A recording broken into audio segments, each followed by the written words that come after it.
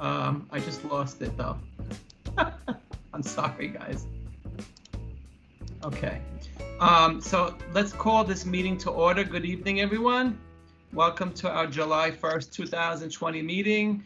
Congratulations to everyone who we've completed the school year and successfully. Congratulations to our graduates. Welcome to our first annual meeting. Let's do the roll call, Carly, please. Joseph D. Benedetto. I'm present. Victor Lee. Victor. Tawana Rivera. Present. Christine Caniglio.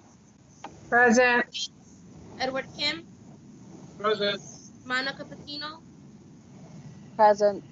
Rashmi Krishnaraj. Present. Akila Sorio. Present. And Lily Wajianti. Present. Okay. Okay, so we have a quorum present. We're all present, except for Victor Lee, correct? Okay, so I'm going to jump right into the script.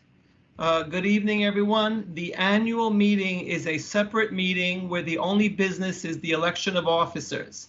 It must be convened and adjourned before moving on to business and/or calendar meeting. The bylaws should be on hand as a reference. The chair may read aloud the sections that govern elections and officers' duties, generally Article 2, Sections 2 and 3. The administrative assistant must take minutes and record the votes. He fell. Okay. Yes. Anika fell. Oh, sorry. If neither the AA nor the recording secretary are at the meeting, the council must agree on a member to take minutes and record votes until a new recording secretary is present. So we do have our administrative assistant here, so we can move forward. The AA is not a member of the council and may not run the election, i.e. function as chair pro tem. The AA's only role is to take minutes and record votes. So we call the annual meeting to order. As soon as a quorum is reached, the highest ranking outgoing officer calls the meeting to order and does the roll call, which is done. Okay. It is now 7:07 on July 1st, 2020, and this meeting of the Community Council, the Community Education Council for District 25 will come to order. My name is Joseph De Benedetto, and I am convening the annual meeting for the purpose of electing officers. The council's bylaws require that officers be elected by roll call vote at the annual meeting. To be elected, a candidate must have at least 6 votes. Officers remain in position until their successors have been elected. The first order of business is to elect a chair pro tem to chair the election meeting until the president has been elected. The chair pro tem must be someone who is not running for president. Once the president is elected, the president can take over the chairing the election meeting if the chair pro tem wants to run for office. If the council fails to elect a president on the first round, the chair pro tem may step aside for the election of other officers' positions he or she is interested in running for. We will vote on all other offices after that of president. If no candidate receives at least 6 votes for a position, we will vote on whether to do a second or third round of voting. Are there any nominations for chair pro tem? Joe, Yes. can I don't know much. I have not read the bylaws in detail, but can I speak? I don't know if I'm out of term. Like, can I ask for a motion? I don't know if other councils will feel the same way before we go through this thing. So I would like to make a motion to leave the slates the way it is for this next coming term year. So you being the president, Christine being the VP, AVP, and me the treasurer, just remain it like it is, and then Okay, proceed. so You still not have to to vote. interrupt you, Carly. You still have to vote, regardless if you keep it as it is. You still have to vote for the officers.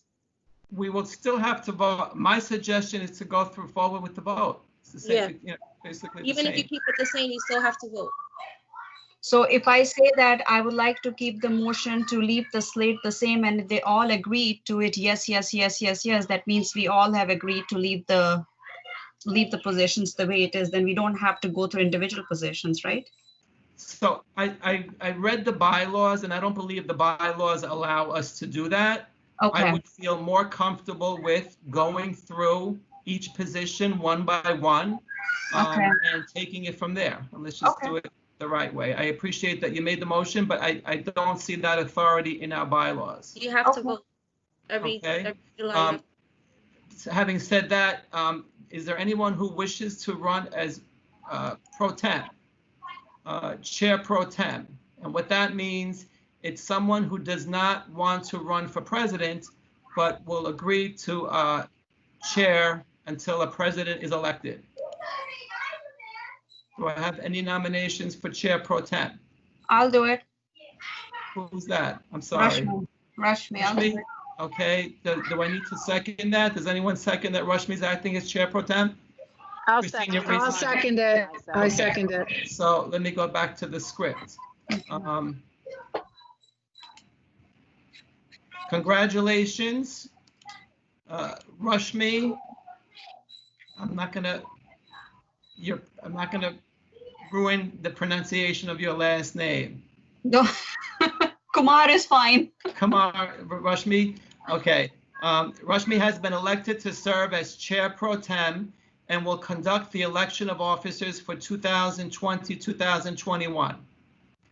Okay, so Rashmi, do you have the bylaw? script? Yeah. Yeah, I do. Okay, so I'm on page 2, Page 2. actually page 3, Okay, election of officers. You see that? okay, So you can take up and start over. You can start reading from the script there. okay. So candidates can self-nominate. Nominations do not need to be seconded. Members who are absent do not count for quorum and cannot vote, but they can run for the office if they have notified the AA or any other member in writing of their intention to run and for what offices. They may also submit a statement to be read by the AA or another member. All candidates for a position must be voted on in the same roll call vote, not sequentially. For example, John Doe and Jane Smith are running for president. On a roll call, each member will vote for either John or Jane. The council must not vote first on John, then on Jane. And then I need to read aloud the other one too, right? Yes. Okay. To elect officers, we will vote upon each position before moving on to the next, so that any candidate not elected to an office can run for others. I will take nominations. Member can nominate themselves. If a member is nominated by another member, I will confirm that he or she accepts the nomination. If a member is not present but has submitted his or her nomination in writing to the AA, or another member, he or she will be treated the same as any member who is present, including having a 2-minute statement read aloud by someone else. Each nominee will be allowed to make a speech up to 2 minutes. Following the candidate's presentation, we will conduct a roll call vote. All positions must be voted on, even if there is only one candidate. Where there are 2 or more candidates, each member must make a choice and vote for one or the other. Member may abstain from voting. If no candidate receives at least 6 votes, we will move on to the next position and return to undecided position at the end. If the position remains unfilled over the 2 or more rounds of voting, the incumbent will continue in the position. New elections for all unfilled positions must be put on the agenda following the month's calendar meeting. Is the procedure clear to all the members? Yes. Yes. Okay, I guess I need to have quorum on that too. Yes, yes, yes, yes, yes. Okay. No, okay. First, we will elect the council president. Are there any nomination for the office of president? Now, can I also elect the president? Can I also elect, just because I'm a co-chair now doing this, then I cannot be a part of election anymore? No, I think you can nominate. You can take part, you just cannot run for president. So if Okay, perfect. you wanted to run for president, then we have to go back and do no chair pro No, tem. no, Joe, hats off to you. Okay, so okay. I nominate Joe. I second that.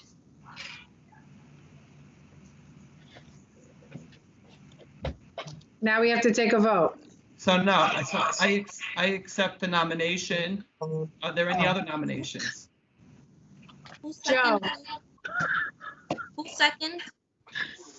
I second it, Seconded? Carly. Christine nominated Joe and Rashmi seconded it. Okay, thank you.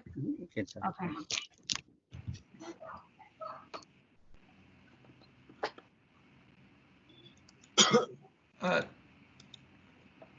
Rashmi, Yeah, you have to ask if there are any other nominations, I believe. I For think I president.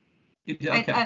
Okay, She yeah, did I ask. already, are there any other, just for clarity, if nobody else hears it, I would ask again, are there any other nomination for the office of president? Okay. For the Okay. record, I just want to state that I think Victor Lee just joined us, right? So, Can you Okay, hear me? okay. yes, Joe, can you hear me? Yes. Okay. Are you aware what's going on, Victor? Yes. Okay. So go back to the script, Rashmi, I'm sorry. no, it's good, it's my good practicing English, I like it. So, Victor, I'm going to ask this question again. Christine nominated Joe, he accepted, and I second that, but I asked this question, are there any other nomination for the office of president? Okay, I think we can continue. Okay. So you have to go back to the script, right? Okay, congratulations, Joe. You have been elected to serve as No. council president. Wait, what? Rashmi, I don't mean to interrupt you. I just want to make sure that we follow Oh, the yeah, protocol. sorry. I missed You a have to paragraph. go back Sorry, to the script, right? sorry, yeah. So I don't want to bore you with a speech, but technically those who accept the nomination should give a speech. I can only say that I enjoy working as your president. I try to take everyone's considerations and put them into my considerations. And as president, I always try to, work as a group.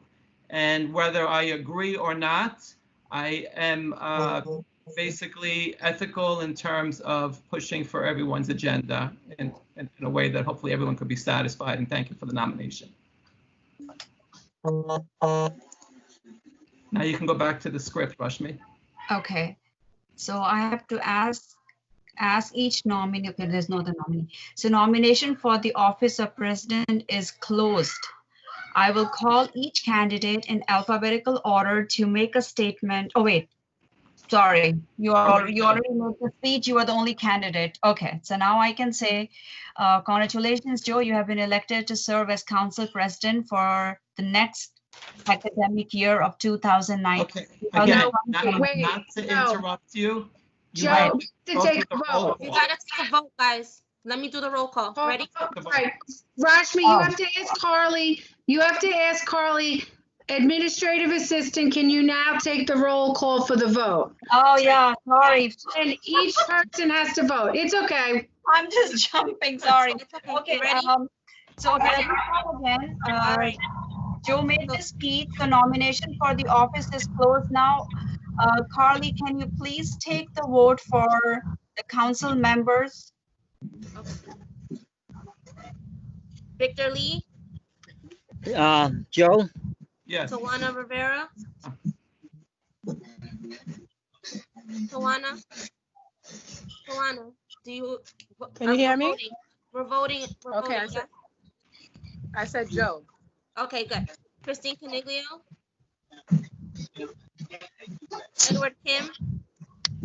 Sorry, I can't unmute myself. Christine, we didn't hear you. Yes. Edward Kim? Yes. Monica Joe. Patino? Yes. Monica? Yes. Rashmi Krishnaraj? Yes. Akila Sorio? And Lily Yes. Vigianti? Yes. Okay. Go back to the script, Rashmi. All righty. Poor The Rashmi. The president-elect may now take over chairing the, okay. Once the election, wait, hold, the president-elect may now take, okay, the president may elect, so Joe may now take over the chairing of the meeting and allow the chair to continue with the rest of the election. Go ahead, Joe, now it's you after Okay. this, right? Thank you, everyone. And we will now move to the position of first vice president, right? Yes. So, I nominate Christine. I second that. all right, so Christine is the first nominated candidate for first vice president. Are there any other nominations for first vice president?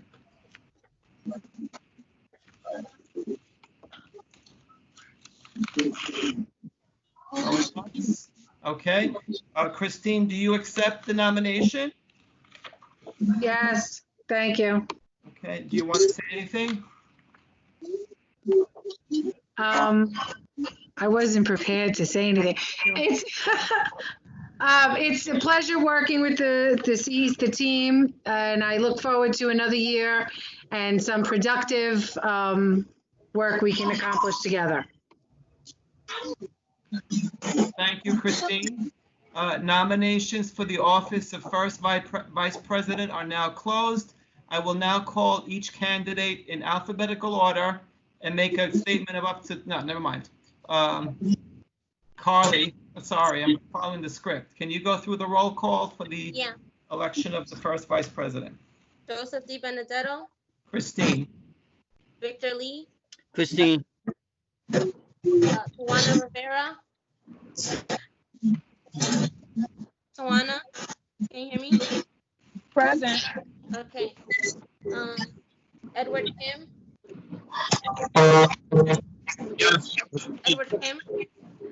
Christine, yes. Monica Patino? Yes. Rashmi Krishnaraj? Christine, Akila Sorio? Yes. Lily Vigianti? congratulations, Christine. You have been elected as first vice president to serve the council for the 2020-2021 term. Next, we go to the nomination of the second vice president. Do we have any nominations? I nominate Tawana. Tawana? Does anyone second that nomination? I second. Okay, that's Monica. Okay, Tawana, do you accept the nomination? Yes. Okay. Are there any other nominations for second vice president?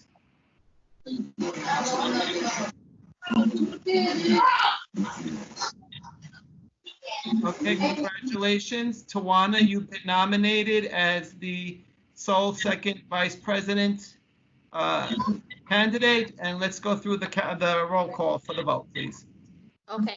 Joseph Di Benedetto, Tawana, Victor Lee, Tawana. Christine Caniglio, Tawana. Edward Kim, Tawana, Monica Patino, Tawana. Rashmi Krishnaraj. Rashmi,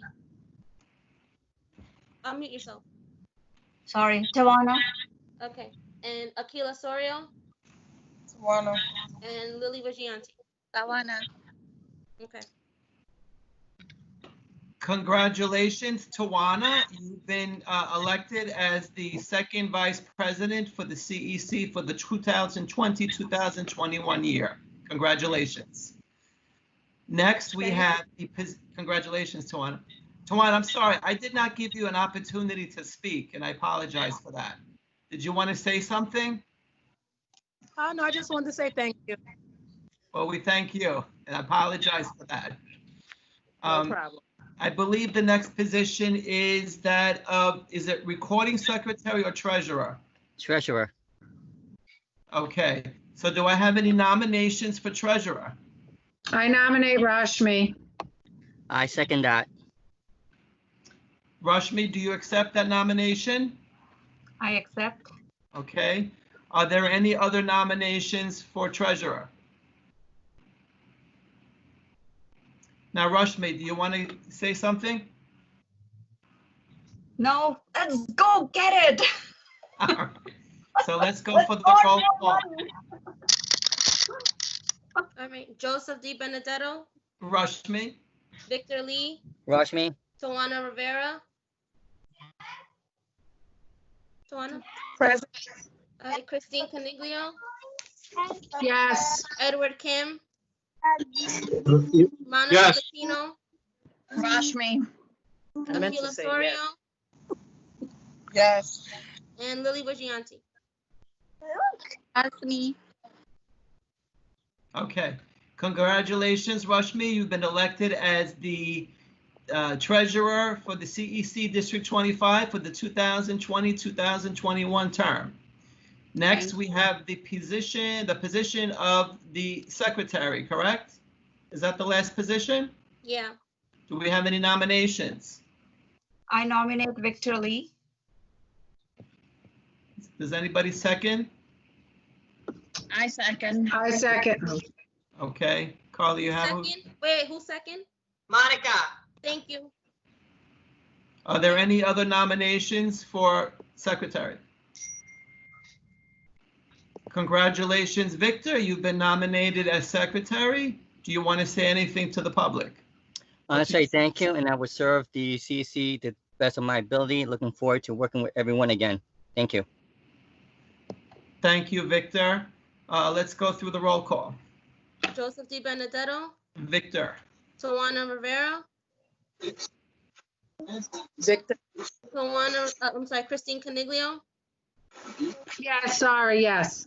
Edward Kim, Victor. Monica Patino, Victor. Rashmi Krishnaraj, Victor. Akila Sorio, Victor. and Lily Wajianti. Victor. Okay.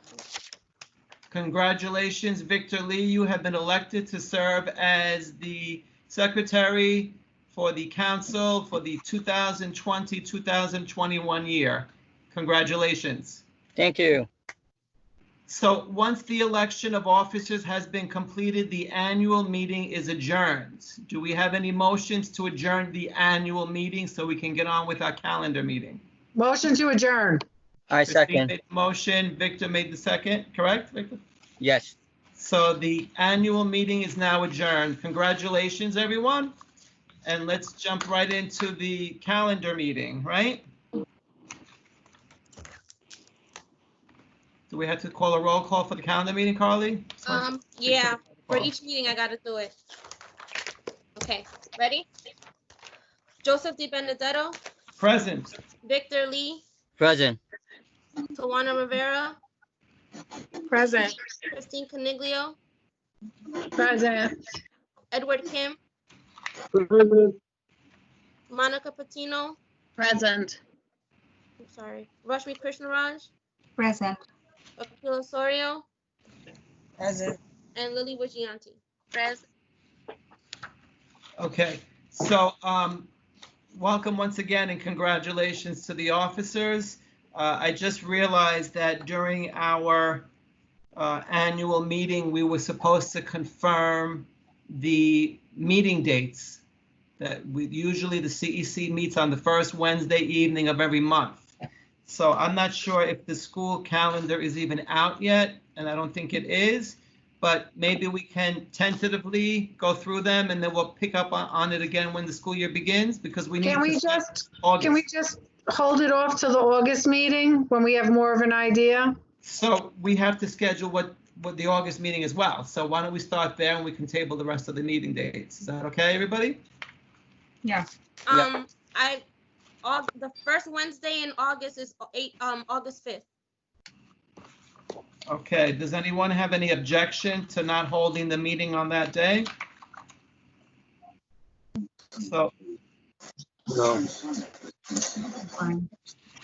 can I have a motion to approve the August meeting for Wednesday, August 5th at 7 p.m.? Fine. I'm okay with that. So who made the motion? I'm sorry, I couldn't hear it. I don't know if Victor went ahead, but this is Rashmi. Yes. It's Edward. Oh, Okay, we're so- Edward. Sorry. So take Edwards. Take Edwards. It's fine. Take his motion. So Edward made the motion and Rashmi, you seconded, correct? Okay. Okay, so our next meeting date will be on Wednesday, August 5th at 7 p.m. We are using the same venue in as much as I don't think we're going to have a back to in-person meetings by then. Hopefully we'll have some more news, and then during our August meeting, we'll be able to schedule the meeting dates for the remainder of the year, okay? Having said that, you all should have gotten a copy of the minutes for the month of June, which I'd like for you to review and hopefully approve. Does everybody have a copy of the minutes? I have it. Waiting on a motion to approve.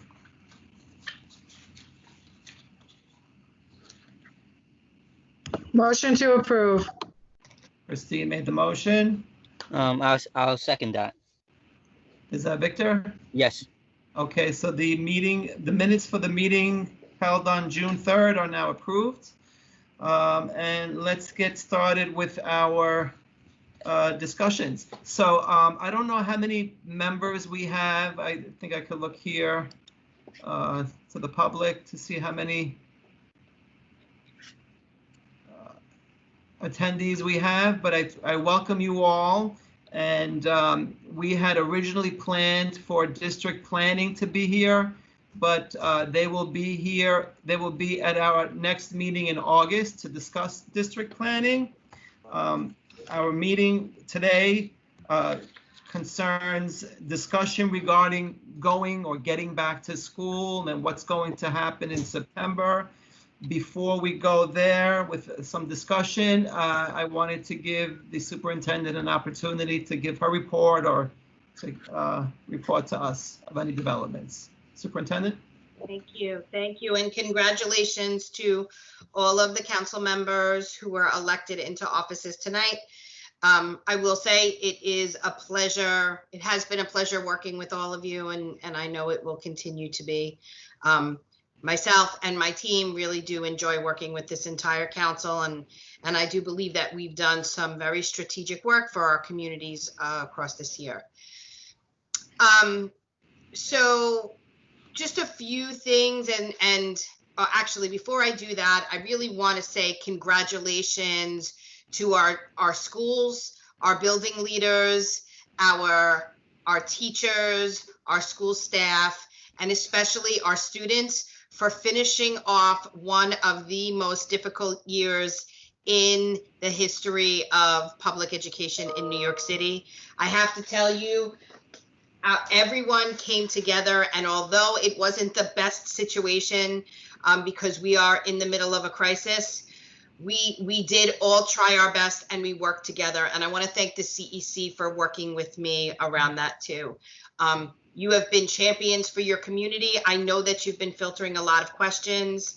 It really has helped build our relationship, and I want to continue to let all of you know that I am here to support you in supporting the community with any information that you need to better that. But I'm really proud of our students. They worked really hard and were champions around this work.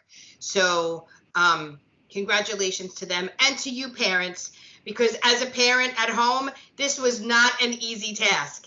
I had 2 children working remotely, and it was one of the most toughest struggles of my life. So congratulations to all of you for being there to work with your schools and your teachers and mostly to support your students. So I want to talk about conversations that we are having around September. And as all of you know, we are planning for some sort of opening of schools in September. We are hopeful. Every day I'm watching both the mayor and the governor to make sure that we're on the right track. That being said, both myself and Dr. D'Antona are working with our principals. We're engaging in one-on-one meetings to have them look at what their building looks like in terms of capacity, how many students we can have in the building at one time, and then to also take into consideration things such as lunch, arrival, and dismissal, busing. So there's a lot of conversations happening, and I wanted to start by telling you where our schools are, so as parents, you have an understanding of what planning looks like and where your voice is and who you can reach out to voice your concerns. So every single one of our school leaders has pulled up the PASS survey. And I don't know if I went over this with the CEC last month because we had our award ceremony, but we did have, we went over it at President's Council, and we also did it at DLT. Louis, you know what? Can you do me a favor and see if you could just pull up a PASS survey? Sure. Can you share your screen? Okay. So a PASS survey is a public document that is on every school's website. So Louis, as Louis goes to access it and shares his screen, I will show you what to do. You go into. You guys see my screen? Yep. Okay, I'm on the main DOE website. Okay. Well, I love Louis because he can just do everything so quickly. All right, put in any school. You could put in PS 32. That's because Margaret's here tonight. So, then you go into reports. And this is all from the DO facilities. And then you log into where it says Principal Annual Space Survey. We call it PASS, P-A-S-S. Yeah. And this is all open to the public. You don't have to log in. It just downloaded a file. Let me switch my input to the file. Why? So now once a year, what the principal has to do, the reason it's called the PASS survey is the principal has to allocate, I don't know where Louis just went. Yep, it opened up a PDF. I had to change it. Okay, thank you. The principal has to allocate what rooms are used for what classes. So you see 2017 room function, 2018 room function. But what we are clearly looking at in order to help us prepare for September and an opening is the room square footage. So one of the things that we had our principals do was to speak to their building custodians, and they have all been wonderful. We've asked them to remeasure all of the classroom and verify the square footage of all those rooms, taking away anything that may take away the square footage space. So if there's large wooden cabinets, even though the square foot of the room is 575, if that takes up more square footage, we ask them to deduct that. But for the most part, there were some changes to the PASS surveys, but all of our schools' principals have verified them. So what we then do is we're going by the standard recommendation from school facilities and space planning and the Department of Health and the CDC around the amount of square footage that schools should use per student or adult, and that is 65 square feet. So what you were doing, if you see you have room 100 at PS 32 is 575 square feet. You divide that by 65, and that room could hold 8 students and 1 adult. So all of our principals have gone through the PASS survey and have calculated that. They have then worked with their UFT chapter leaders and SLTs to talk about the possibilities of how many students and staff members can safely fit into the building. And they are then talking about possible models of setting up possible models that would allow the most students to participate in a brick and mortar school setting safely. So many of you may have heard from your building leaders asking you about the different models. So there has also been, from the Chancellor's Office, from Central, a parent school survey where they're asking you questions about certain things that are meaningful for you for September. What type of setting you would like to see, and a variety of other questions. All of those responses, and the District 25 has 52% response rate. So all of those responses from parents will be sent to the building principals by school, and that will also be taken into consideration when looking at models. Dr. D'Antona and I have had one-on-one conversations. Today, I think we met with 24 of our principals, and we plan on meeting within the next week with all of them and really discussing what they're thinking, ensuring that there is collaboration with both unions as well as parents to really talk about the possibilities for September. We are also asking for principals to consider having students in school as many days as possible. Many of our principals are looking at an A and B cohort, which means depending upon the type of model a school selects, you could either have one group be in the school 3 days 1 week and another group 2 days, and then the second week we flip-flop.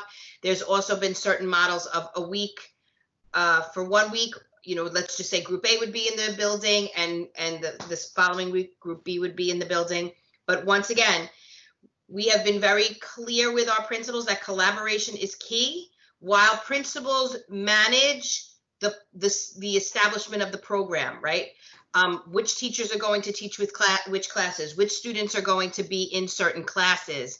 The conversations that we're having about September is really a reconfiguration of what school looks like temporarily, and therefore the expectation is that it is shared and it is collaborative. So over the next, I would say 3 or 4 weeks, you should be aware and look for emails or messages or communications from your principal asking you questions and communicating with you about what September would look like.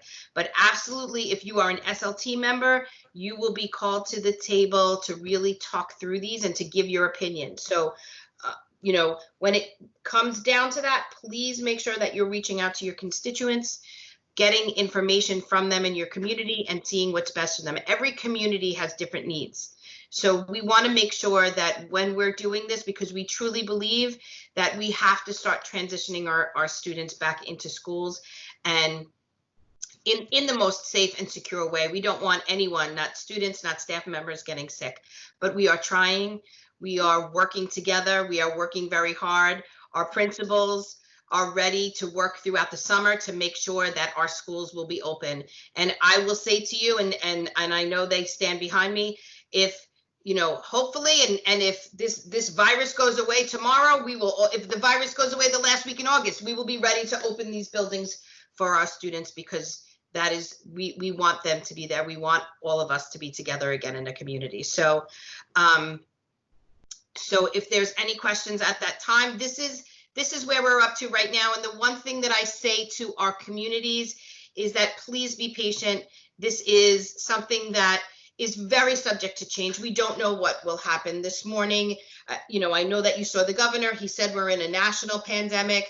You see that the virus is spreading in other areas across our country.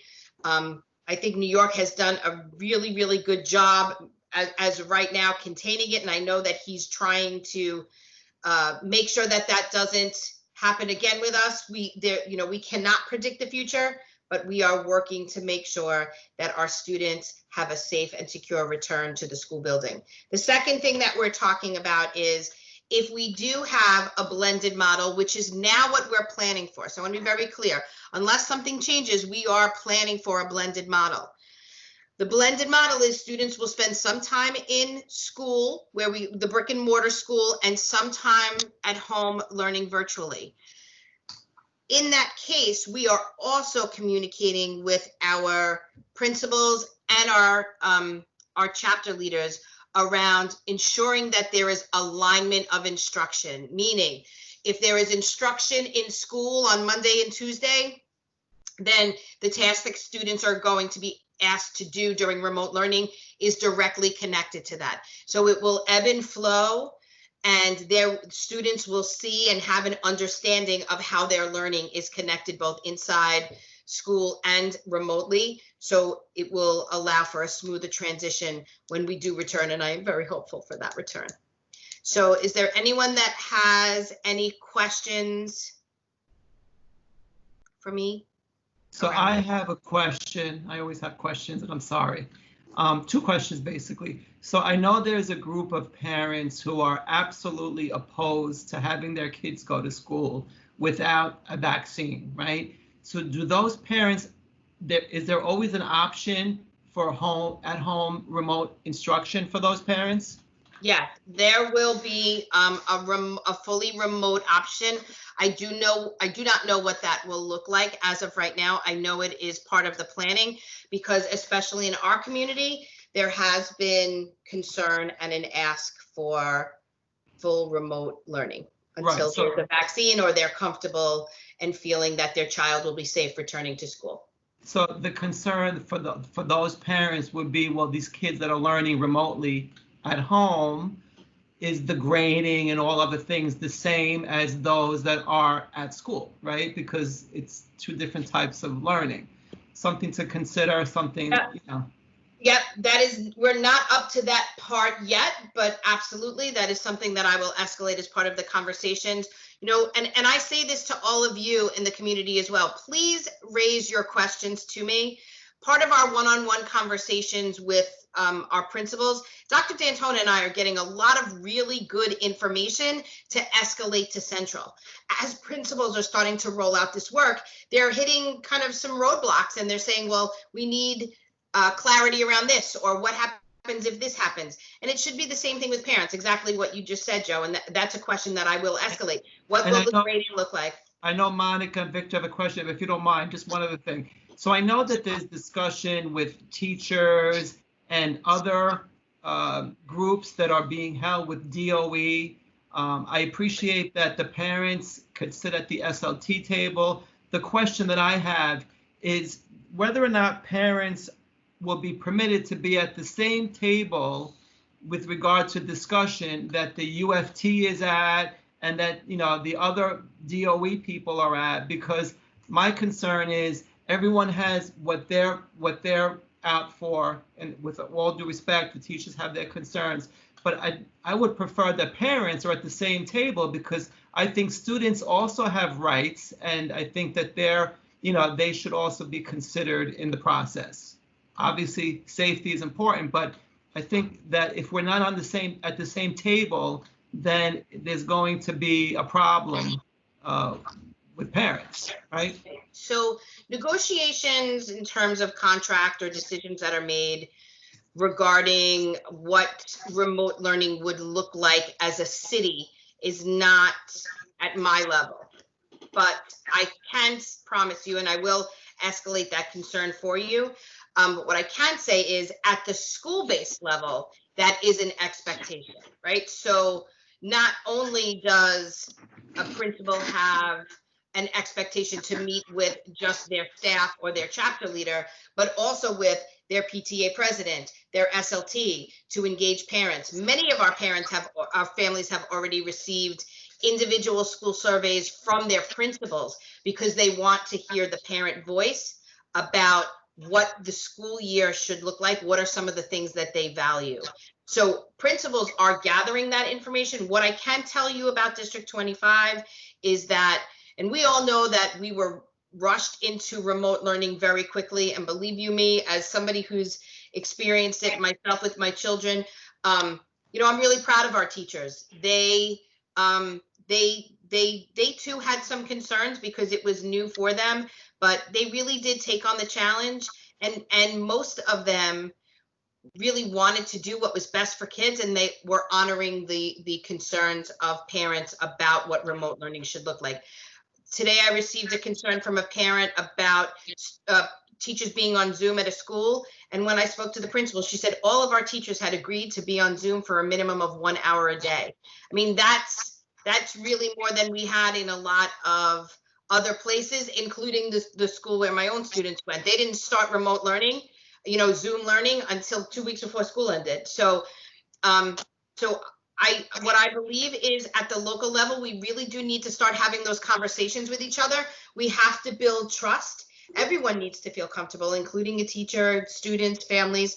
So that's why Dr. Mike and I, for the past 3 weeks, have said in this world, you need to have and bring everyone to the table, and everyone should have a say and a voice. So by all means, what I'm saying to us, reach out to your PTAs. You can reach out to President's Council. Christine Caniglio on the CEC is the President's Council. She will be able to connect you with your PTA president should you need to.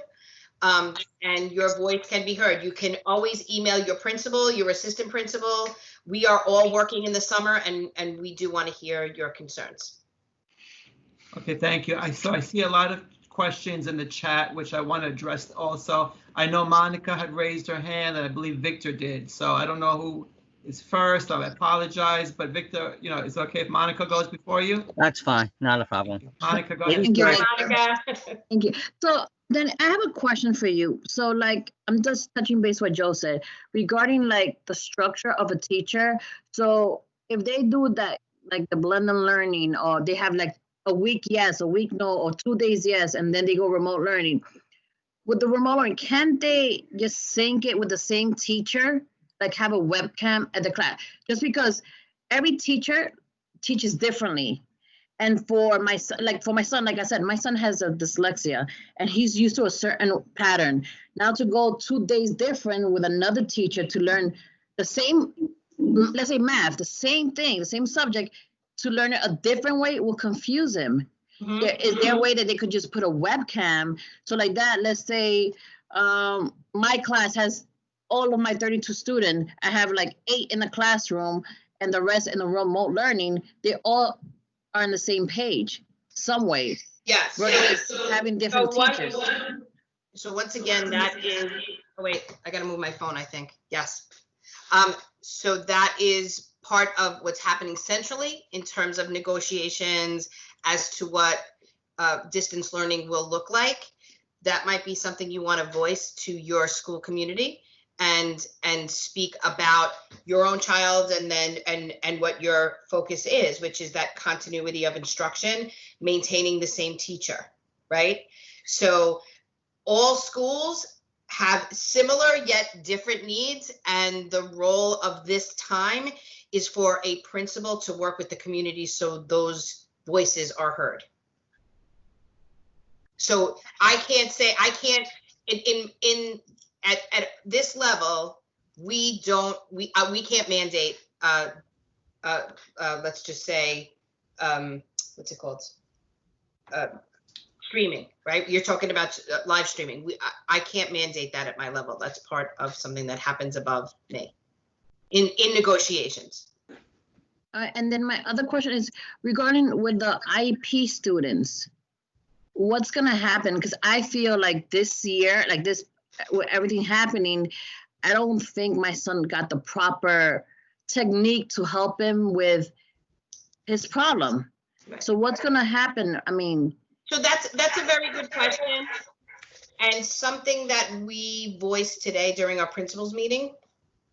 Everything that we talk about has its foundations in data, right? So the PASS survey should be the data that is used to determine how many children should safely be in the building, not just a random organization of a program. It's the same thing in looking at state data, in looking at student assessment data, in speaking to teachers about the needs of certain learners. And decisions can be made to say, should certain students be in the buildings more than others? If there is opportunity, can we have our most fragile or struggling learners in school more than others? Once again, questions that really should be happening at the SLT level, because one parent may say one thing, another parent may say another, and then there really should be a discussion about that, because that is programmable by, you know, a principal to say this group of students, every student will be, let's just say, every student will be in school 6 days a month. Let's just say that. That's how we're going to organize it. These certain students will come in 10 days or 12 days, right? All of that should be voiced at the school level. So those programs and those consideration for those students can happen. So I have a question, but with the 3% budget cut, how is the principal going to be able to do all of this? I mean, they need more teachers, and when they don't have it, Right. and then with the special, what's it called?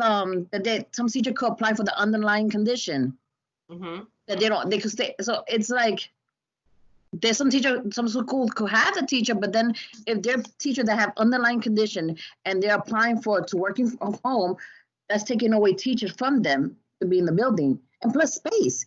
Monica, I think you sound like just like a principal. You're asking the same questions.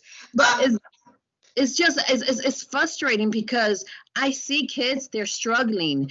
And to be frank, if we're like this still when it's time for the state test, the numbers are going to be horrendous, because I don't think any student is doing good, or any student is on the computer all that time. So, to be quite honest. Let me just talk a little bit about taking into consideration what you're saying.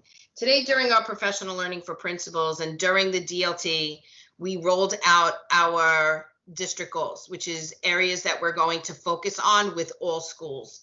And I've also had meetings with the borough office around professional learning in the area of MTSS.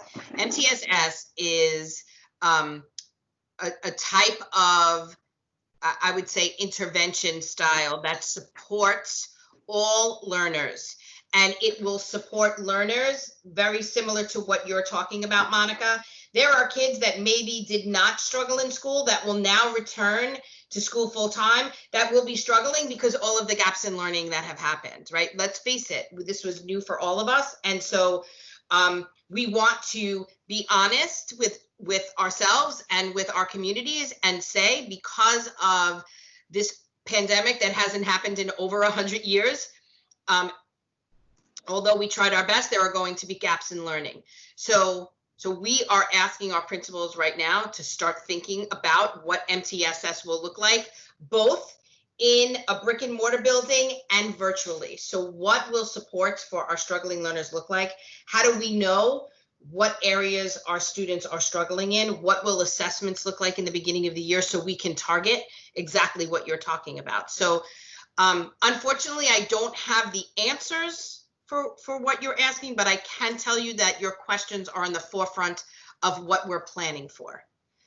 So always feel free to reach out to me if you hear anything from your end, and absolutely make sure that you're at the table at PS 29 to talk about those things too, because your principal and SLT should be aware of that, because we are already starting that as an expectation. Oh no, they are. I am in the SLT, and that was one of my concerns, because I'm like, I think about all these kids and I feel so bad, especially the ones that need extra help. Yep. But MTSS targets that separately. So now, if you remember, we talked about the instructional leadership framework. Remember, it was like knowing your students well, a shared curriculum. We're now back to knowing your students well. You can know your students well in a virtual world, in a distance learning world, and in a brick and mortar world, but it's important now more than ever. So you're going to hear schools speak in the language that I'm speaking in, where this is an expectation. But, I've said this from the beginning, we need parents now more than ever.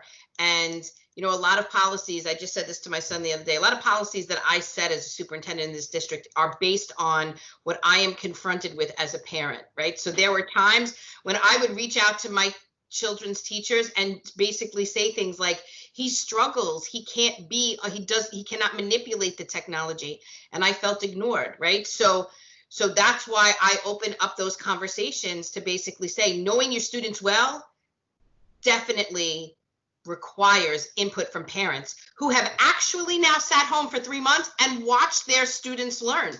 They see how they're responding to technology. They see how they're responding to content. So we need you now more than ever. So make sure that your voice is heard. And if it's not, call me, but it will be. Thank you. Okay. Thank you, Victor. You want to, and again, I'm not ignoring anyone in the chat. I just want to give the council an opportunity to ask some questions. And I thank you for your patience. Victor, you there? Hi, Victor.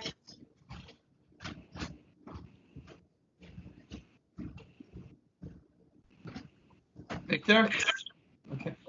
I'll come back on. Victor, you there? Okay, I hit the wrong button. Sorry, I was hitting the unmute button. I hit the video button instead of the unmute button. Sorry about that. So one of the things, my concerns are that, we got a taste of what 3 months is like in remote learning, and we're going to be mostly heading toward the blended learning. So one of my concerns are that feedback from students. So I'm thinking that it's new to everybody. And I think the best way to adjust is really have a survey by students if they are learning or understanding the subject they're being taught, whether it's through remote or through face-to-face, a feedback for the teacher so they know where they are standing. And I'm saying the survey is not issued before the actual, it should be before the marking period. So I'm saying the first marking period starts somewhere, ends like somewhere in, I guess November, October.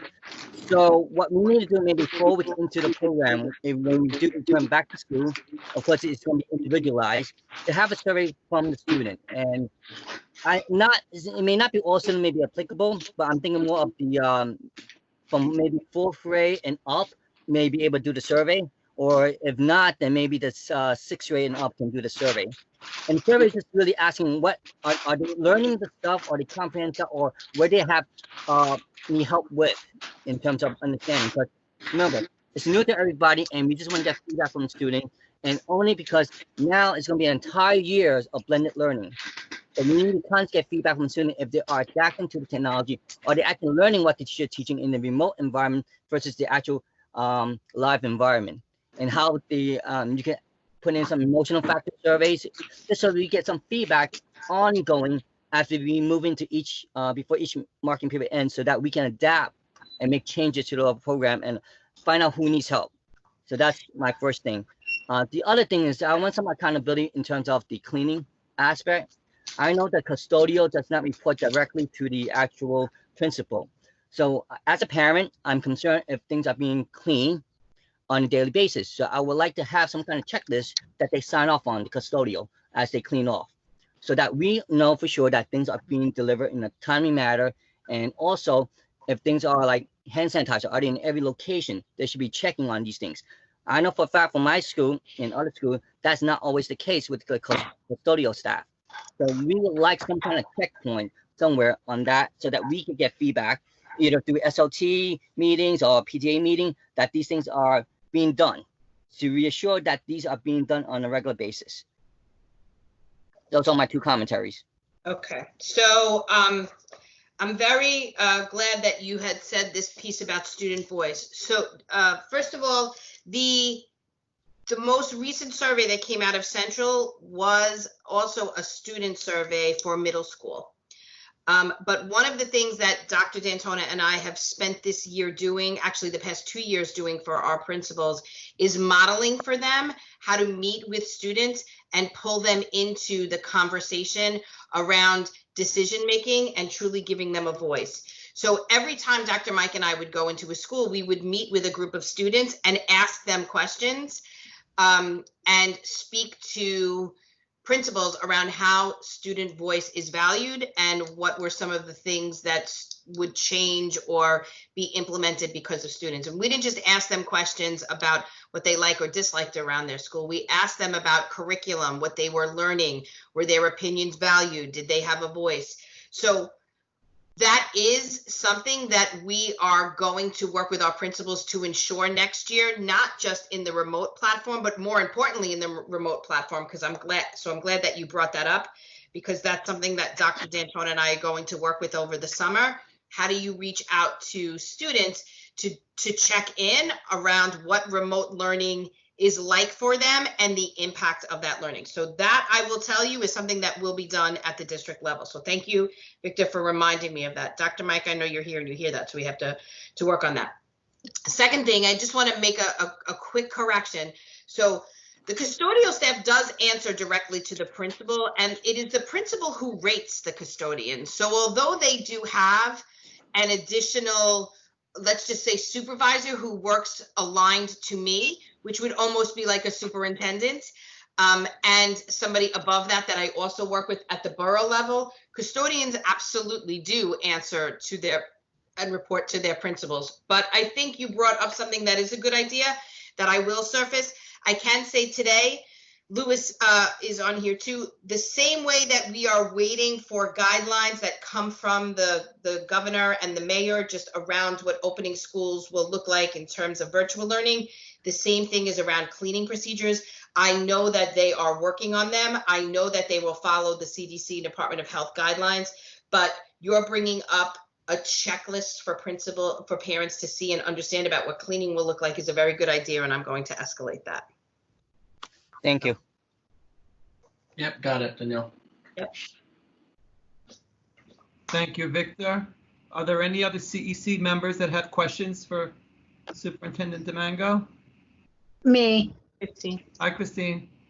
I just wanted to, a lot of what I'm hearing, and I think I spoke to you already, Superintendent, about this, but a lot of what I'm hearing is that parents are looking for more accountability as far as the remote learning. You know, a lot of the kids in the older grades, I don't know so much about the younger grades, but in the older grades, they kind of checked out because it was either a pass or fail. So they were like, it doesn't matter whether I do my stuff, you know, I could do the bare minimum and just skate by. So a lot of parents are saying that their kids kind of checked out. Like they just went on and did whatever they had to do, the bare minimum, just so they got credit for doing something and really weren't taking it seriously.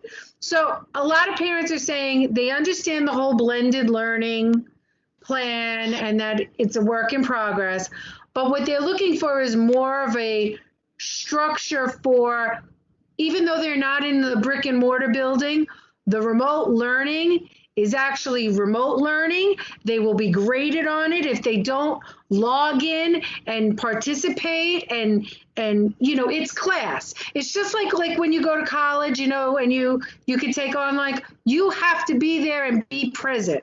And that's what parents are saying, that there wasn't enough of that. So it really became what I was hearing, like a joke. You know, school was a joke for the past 3 months. So I think that, you know, it needs to be escalated up to the powers that be, that, you know, we have to really make everybody accountable for the remote learning part of it.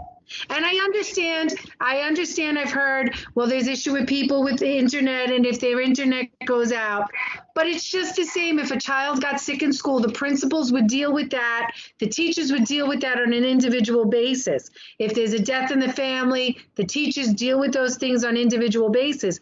We can't lump the whole group together and not hold everybody accountable because we're worried about the kids that don't have internet or the kids that had a death. And I'm not trying to be disrespectful to anybody. I'm just saying there has to be, we all have to be held to the same standards across the board.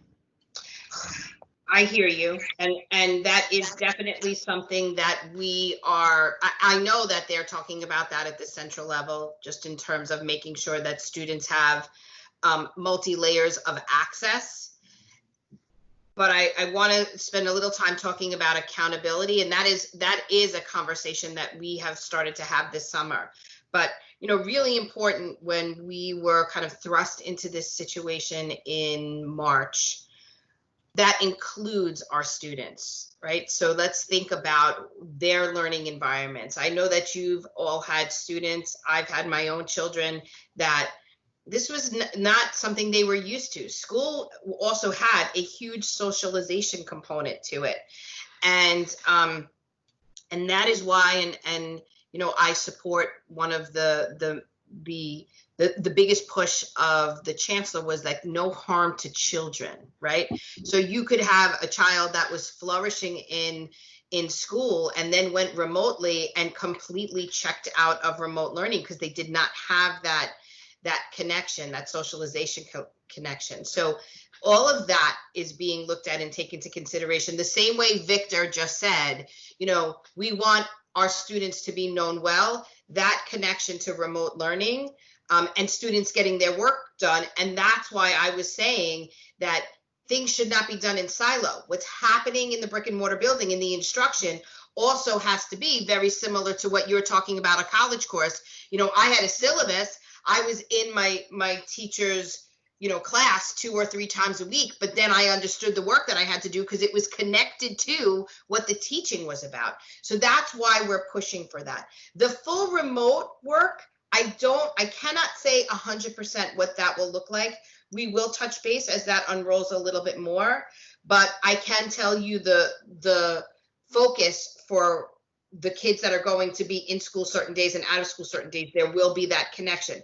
Now, the accountability based on that, if we're all clear and we're all coming to the table together and we're working through this as a community, the accountability is on the student. I truly believe that. I think we do need to teach them that, but then it's also on us working together and clearly understanding what that connected work looks like and expectations around that.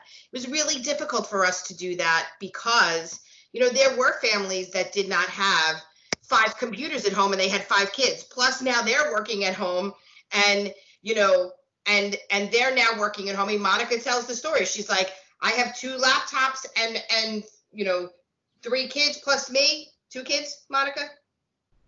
2 kids plus me, and I had 2 computers, and now I have 1 person sitting across from me, and he needs my help, but I have to work. Like, there was a lot of things that I think, it's important that we communicate that because, you know, I wasn't thinking about that until I started living it, right? I was down here trying to set up all my, you know, stuff for District 25, not realizing that my son wasn't doing any work upstairs, right upstairs, you know? So I think, you know, and I, you know, I continue to say this more now than ever, like we have to have conversations amongst each other. We're all in the same place. There is nobody that I mean, I may know a little bit more English content because I have an English license, I'm an English teacher, but in a virtual world, I can't do this without a parent. I can't do this without a parent contacting me and saying, like, Christine's shutting down, I need you to reach out to her. It's like, now is that opportunity for us to do that more than ever. And I just have one question. I'm sorry. What are we going to do with the parents who cannot afford internet? I mean, that's something crucial because there is a lot. I mean, what's going to happen to the kids? I mean, that is a conversation I know that has been escalated up at Central, and we're waiting for a response from them, especially because the free internet that many parents received during the end of the school year has now been shut off. So we've asked that question and we're waiting for a response. And the current guidance is that those families should request a iPad from the DOE, which has T-Mobile internet on it, and that internet will not be turned off. So they should. We're still sending iPads out today, so they should request an iPad.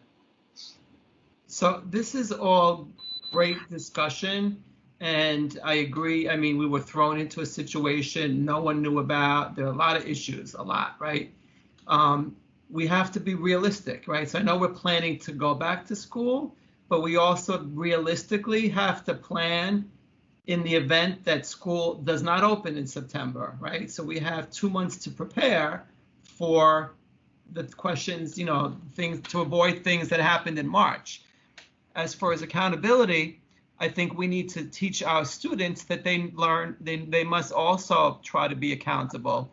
Easier for the upper grades than the lower grades. So it's not an easy task, but it's something that no one should ignore. We should be prepared for all different options because frankly, I don't know what's going to happen in September.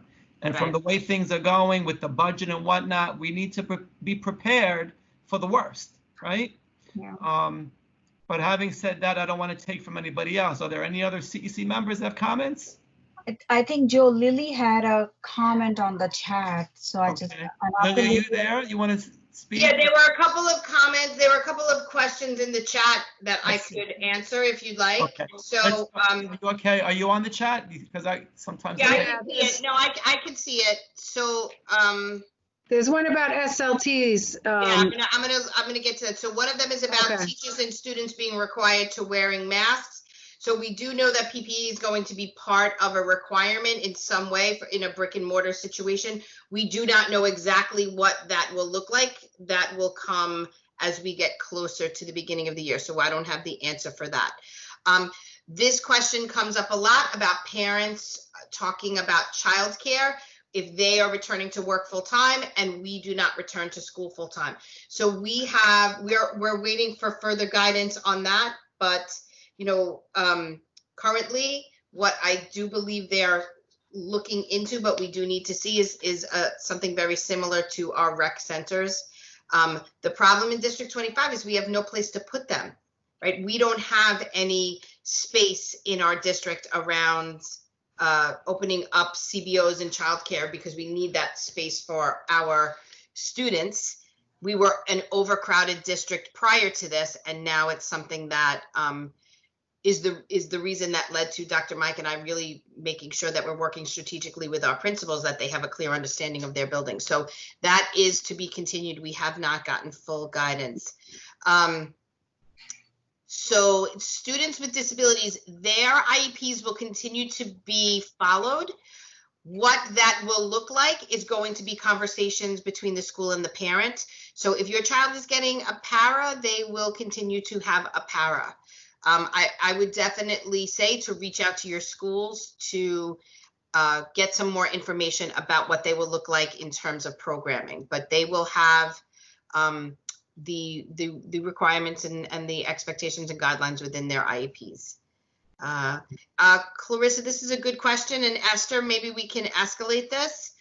I do know that I know that they had postponed elections, and it's kind of similar if you think about it. For parents that graduated out, many schools did not have elections until September. So, so I don't know what their answer would be, but what's going on right now, although it's very important, these are situations that we have as school communities and SLTs been in at the end of every year, with our 5th grade parents graduating to 6th grade and our 8th grade parents graduating out. So you're saying you have the answer, Christine? Well, the last guidance that we got from FACE stated that, they graduated out. It was a vacancy until they could hold elections in October. Elections were extended, I think, till October 31st. Right. Yeah. So that's it. So it's a vacancy until October 31st, until they can elect somebody new into the spot. That was the last guidance that we got from FACE. I just confirmed that with Esther too, to make sure. Yeah. Okay, so I don't understand Sujean's question about a waiver. I'm not clear on that. So it's more about liability of the schools for the students coming in. I don't know, that's a legal question for the Board of Ed. I think that what she's saying is, I've heard that some sports groups are making people sign waivers stating that they have been tested, they are negative, they have not been exposed, and that they're going it. So I'm thinking, as I read that, that's what I'm reading, that she's looking at some sort of a waiver stating that they're not going to hold the school liable for. Is Sujean here? Is she not able to comment or elaborate further? I'm here. Sorry. Hi. I'm from TS21. I also sit on SLT and School Safety Committee. So my question is really about, yes, what Christine said. I know that there are sports groups as well as even our scouts, the Boys, Cubs, and Girl Scouts. We just had a meeting the other night about this, and that we are going to have the parents sign waivers that they understand when they send their kids to these activities that there is a risk involved, that they might contract the COVID-19, and that it would not be, that we would not be at fault for that, since they are willingly sending their kids into that environment. So I thought that the school should do the same thing, that if the kids have to be in school, that the parents should sign a waiver, understanding that, if they're sending their child to that school, there is a risk that their child would contract this virus. So this way, the school would not be held liable just for that purpose, liability purpose. Well, I mean, I see what you're saying, but as of right now, families are being offered currently 3 options. Nobody's being forced to send their children to school. There will be a remote option, and then the other options, do include students returning to school. So I don't know if and then city buildings and the DOE is required to follow Department of Health and CDC and the governor and the city's guidelines. So those are very public, and we're required to follow them. So I don't know if a parent would have to file I think the waivers from the sports and the scouts are more because those are private entities. Right. So they're looking to protect themselves and Right. say, like, you're not gonna sue troop number 1, 2, 3 because we held a camping trip and your son was participating. Yeah, I mean that's a little different from the DOE and public education. And I know that they're talking about similar types of, not waivers, but requirements that our CBOs, right now they have not opened our buildings to CBOs as of yet, because they want to ensure that the CBOs do have the proper CDC requirements of cleaning and PPE and making sure that kids are safe. And so all of that is being done as part of planning at the central level. Okay, hopefully we answered your question, Sujin, right? And yes, thank you. And I did have one other question. It's about the iPads. Since they're distributed so widely, I was really hoping that the district or someone would open up an iPad troubleshooting hotline, because there were kids that at week 15, when they've had these iPads for all this time, still had questions about how to use it. And I'm not an iPad user. I'm actually a PC user. I've used a Mac before, so I know how user-friendly they are.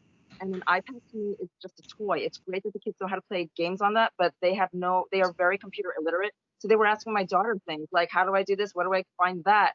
How do I do this? And I had to get online and help these kids. And I don't even have an iPad, but I was able to do it because I'm so used to using PC. So is there a way that you can open up an iPad for these kids? So Louis, I know that you just posted something in the chat around students and families that need help with DOE issued iPads. Can you just talk through that for a second? Sure. So there's a page on the DOE website completely dedicated to helping children and their families get started with their new DOE iPad. So it kind of goes through all the different pieces about how it's internet enabled, and then there is a list. It goes through again about all the security in it, about how it's content filtered, and then it lists all the apps that are available on the iPad. These devices are not not like iPads you purchase off the shelf. They only have the apps that the DOE installs on them, and the DOE can actually push additional apps to it over the air, which is really nice. And then there's directions about how to log in to different applications, and if families need help using their iPad, or if they have a technical issue, there's an online form they can fill out asking for help, and someone will get back to them. Again, we have a whole IT Department of Education that supports us employees, but now is also supporting families, and there's a phone number they can call. 935-5100, 71800. So I'm not sure if those resources were tried and not satisfactory, but there is some stuff put in place for supporting families with iPads.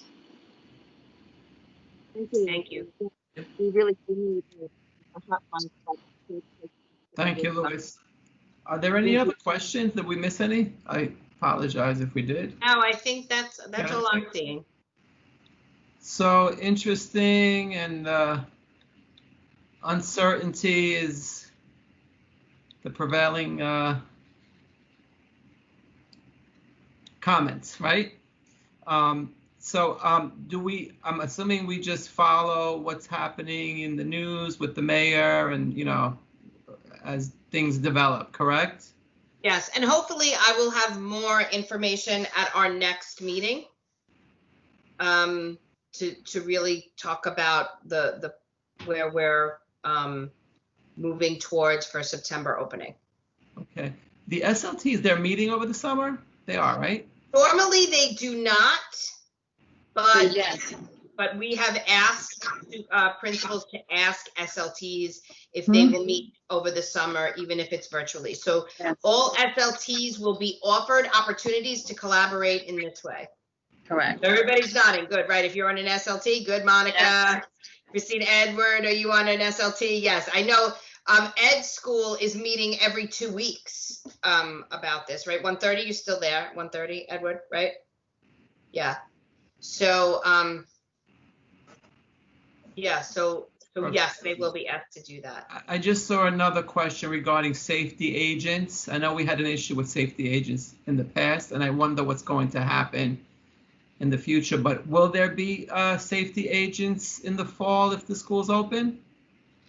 Yes. There will be safety agents in the fall with the school open. The transition, they will be more clear as they work through that, but there will be a transition. I do not know what the transition will look like, but regardless, there will always be some sort of, there's going to be a different level of training for our agents. So even if they leave the NYPD, which we don't know, I mean, we know, but we don't know the way it will go, but Well, years ago, the school safety agents were under DOE, and then back, I don't know when, that's when I forget, a few years back, that's when they became, well, more than a few years. yeah. But then they joined NYPD. 25 years. Is it that long? No, it's not that long. Yes, it happened when I was a teacher. Yeah, about 25 years. Wow, it's that long. Boy, I'm really old.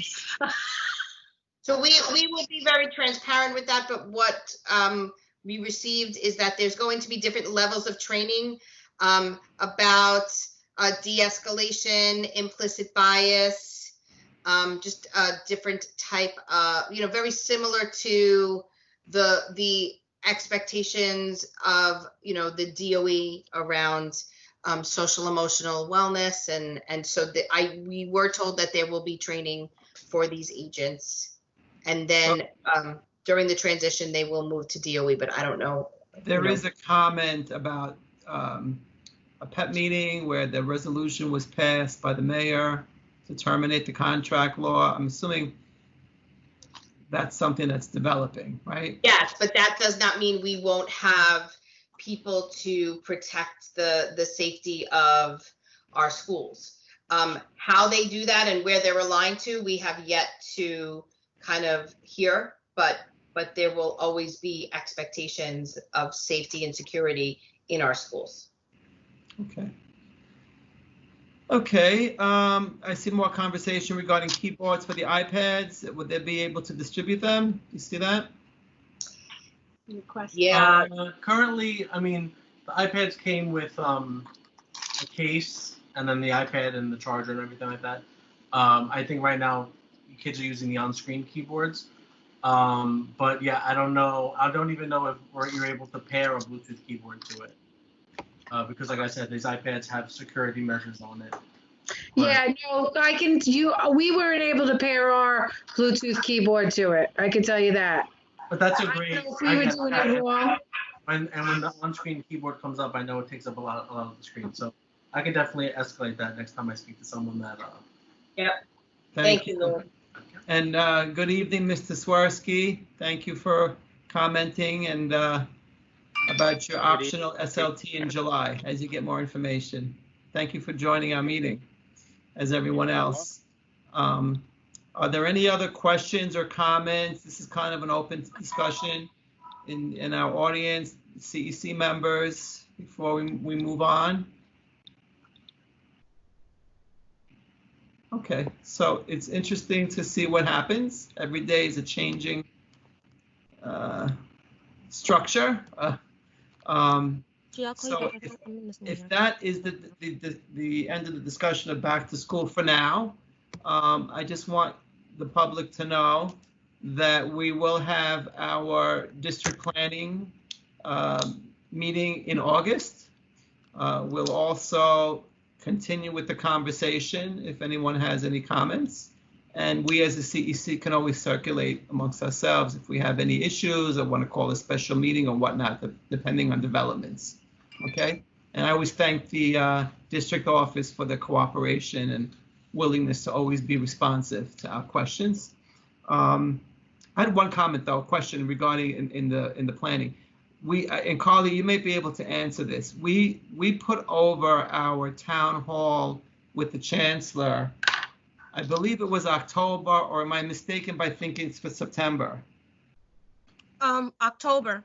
Okay, so we'll just take it up again at our August meeting when we put up our dates, because, you know, I want to be prepared for that, whether we do it virtually or remotely, whatever the expression is, or in person. Having said that, do I have any motions to adjourn our meeting? I motion that. I second. Motion and Monica seconded the motion. So at this point, I want to thank you for joining us at our meeting.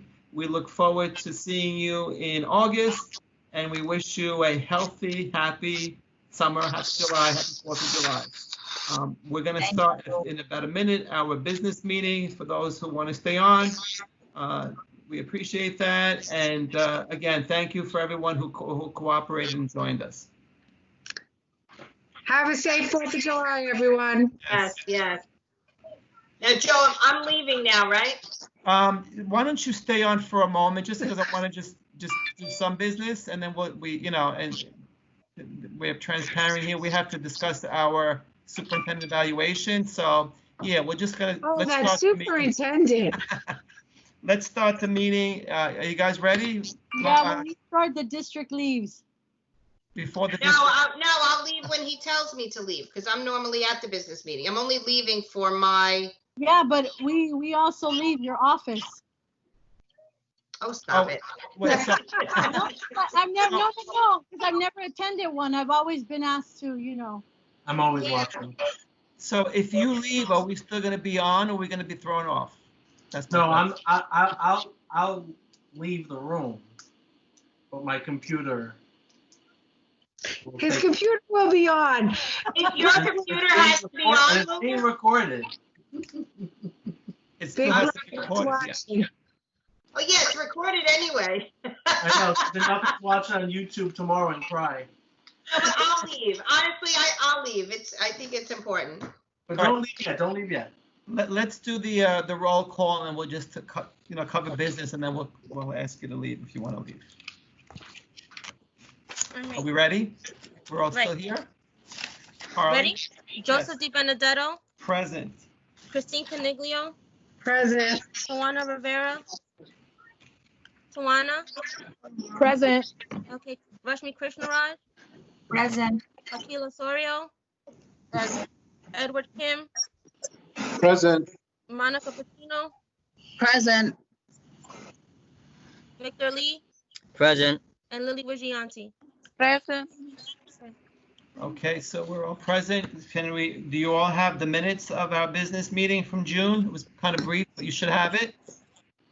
I'm reading it now. I just have a question on the, so obviously we're doing our superintendent evaluation that's due.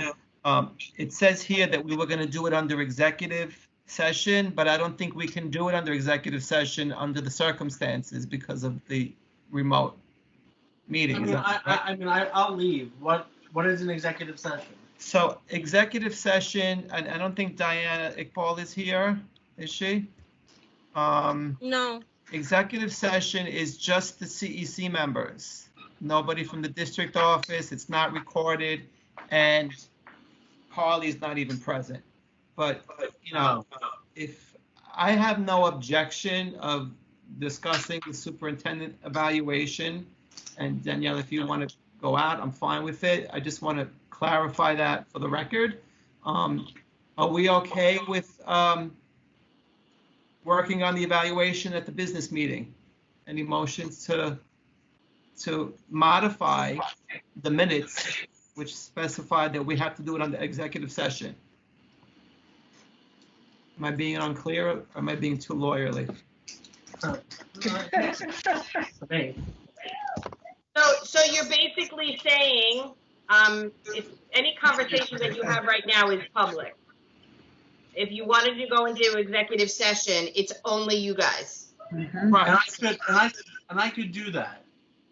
If it could be done, then let's do it that way. I wasn't sure if it could be done, right? So I'll work on that right now. You guys can finish up the business meeting. Okay, so you guys can check your and then we're email gonna have to ask the attendees to leave as well, because No, executive session. I'm gonna generate a new meeting that Understood. only you guys will have, right? Okay, okay. Right, so I actually wanted to mention something to you guys before you go into executive session, if you don't mind.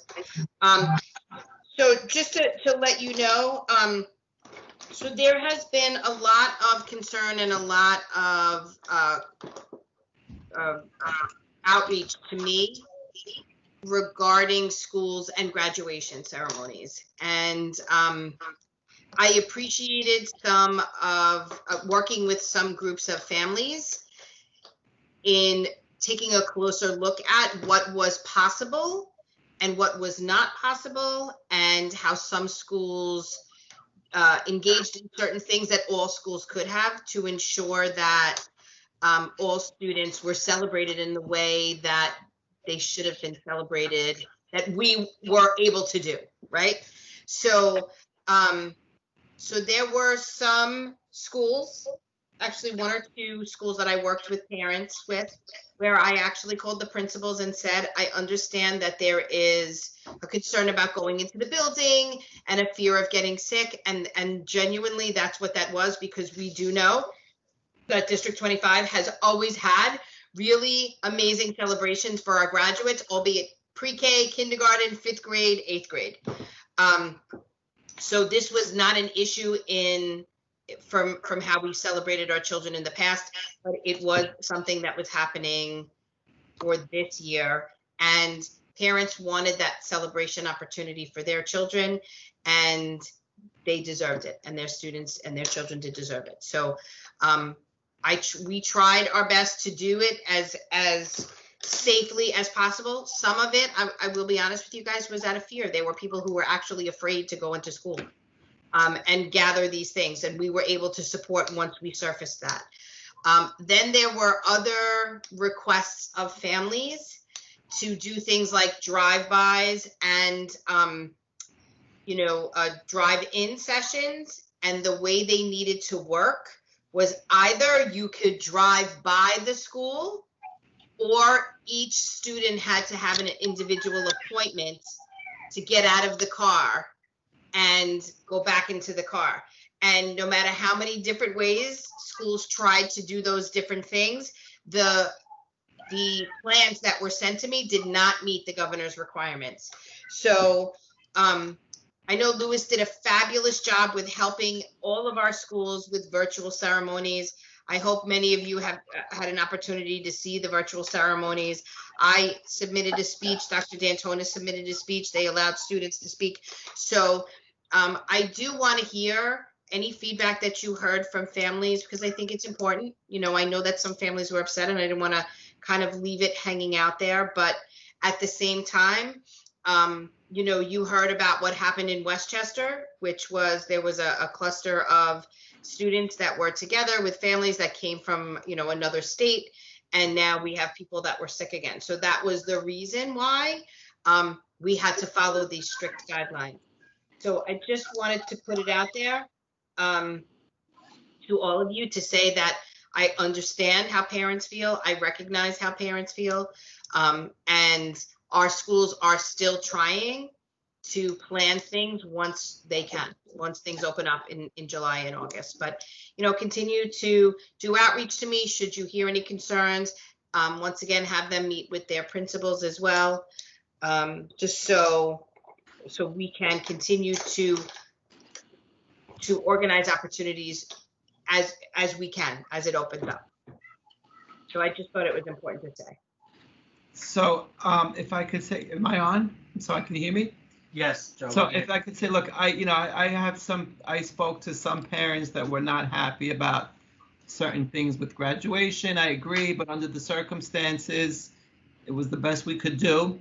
But I understand that other parents who are organizing some type of meetings, you know, in the park or whatnot. But, you know, I think the meetings that I was in, the principal, the schools were very clear that it's not supported by the school, you know, it's not run, you know, so I don't know if those meetings took place or not, where these kids got together.